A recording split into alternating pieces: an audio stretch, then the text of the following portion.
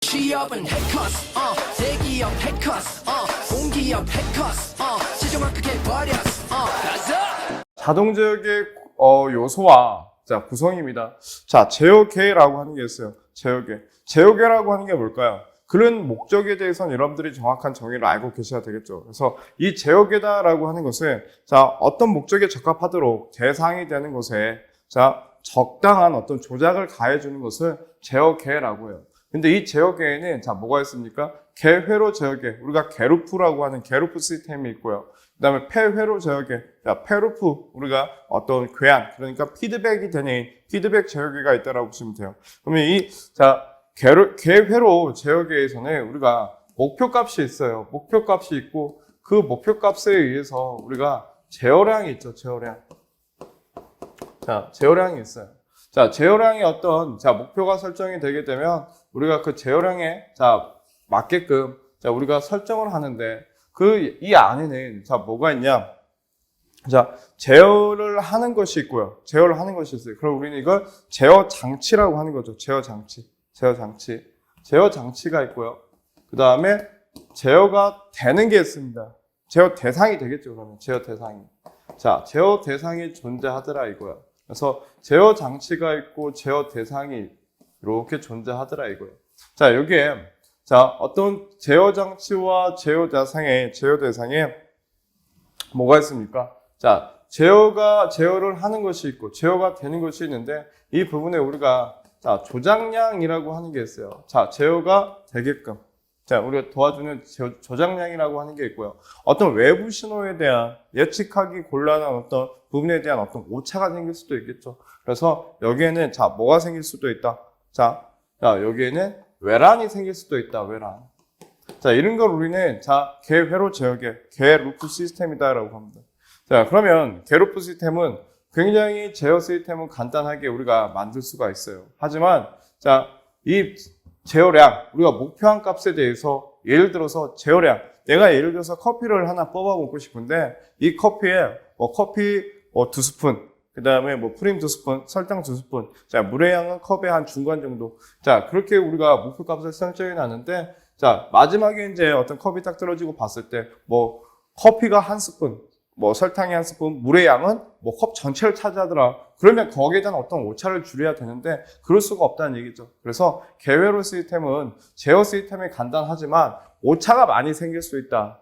그래서 그런 오차를 줄이기 위해서 우리가 여기다가 이제 뭐랍니까? 자, 피드백 제어계. 자, 잠깐 돌려볼게요.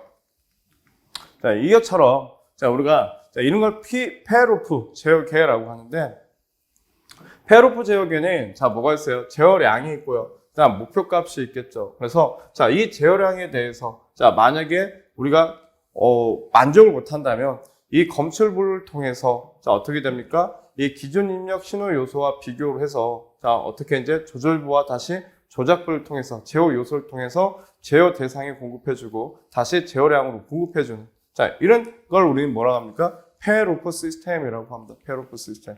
그래서 자, 이 페루프 시스템은 폐회로 제어계는 입력과 출력을 비교하는 장치가 반드시 필요하다. 그래서 검출부가 있다는 얘기고, 자, 구조가 복잡하고 정확성은 증가를 하더라 이거예요.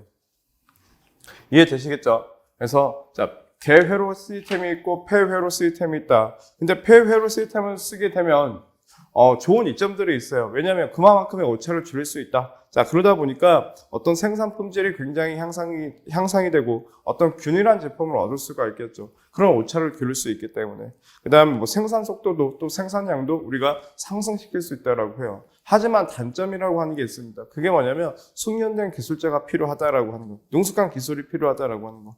자, 그 다음에 어떤 생산 라인의 일부에 어떤 고장이 생기게 되면 자, 생산 라인에 어떤 큰 영향을 미칠 수 있다라고 하는 어떤 단점들도 있다라고 보시면 되겠죠. 그래서 우리 이제 컨트롤하는 제어 시스템에는 개회로 시스템이 있고, 자, 폐회로 시스템이 있다. 폐회로 제어계가 있다. 그럼 개회로 제어계다라고 하는 것은 뭐예요? 우리가 흔히 이걸 뭐라고 합니까? 시퀀스 제어다라고도 해요. 왜냐하면 미리 정해진 순서에 따라서 저의 각 단계가 순차적으로 진행이 되기 때문에 이걸 우리는 뭐라고 합니까? 시퀀스 제어다라고도 할 수 있겠죠. 그래서 제어계의 종류에는 이 두 가지가 있다라고 하는 거 꼭 기억해 두시고요. 그래서 이러한 장점과 또 단점, 장점, 단점에 대해서 여러분들이 꼭 기억을 해주셔야 돼요. 왜냐하면 뭐 궤회로 제어계 또는 궤회로 시스템에 대한 설명에서 잘못된 거, 장점과 단점 또는 뭐 폐회로 시스템에 대한 장점과 단점에 대해서 물어보는 것들이 있기 때문에 자, 그런 부분에 대해서는 여러분들이 꼭 정리를 잘 해주시길 바랍니다.